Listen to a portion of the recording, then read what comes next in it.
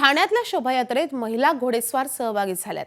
त्यांच्याशी खास संवाद साधला आमचे प्रतिनिधी अक्षय भाटकर यांनी।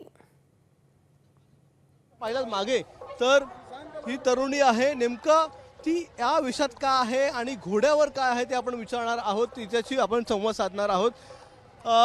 तू असं एवढं छान सुंदर बनून या शोभायात्रेत सहभागी झाली, एकटी आहेस कोणाबरोबर काय? एकटी आली आहे आणि माझी नणंद आहे तिने आणि माझ्या आईने स्पेशली खूप एनकरेज केलं।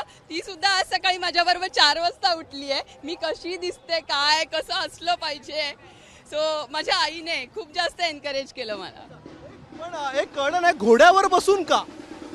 घोड्यावर बसून म्हणजे महाराष्ट्राची संस्कृती, महाराष्ट्राचं ट्रान्सपोर्ट कुठून चालू झालं आणि आम्ही ट्रान्सपोर्टर आहोत, आमचं फॅमिली बिझनेस ट्रान्सपोर्ट आहे, तर हे आमचं फर्स्ट ट्रान्सपोर्ट आहे, आपलं महाराष्ट्राचं पहिलं ट्रान्सपोर्ट आहे जे छत्रपती शिवाजी महाराजांनी सुरू केलंय। सो ह्याच्यापेक्षा जास्त जपणारा ट्रान्सपोर्ट कुठलंच नसणार आहे।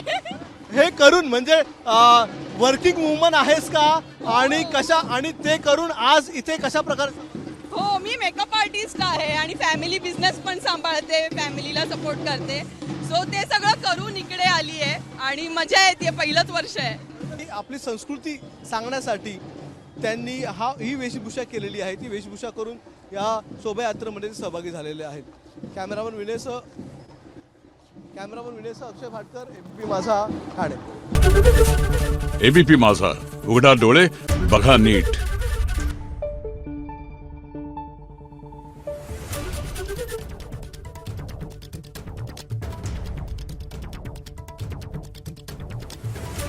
Thank you.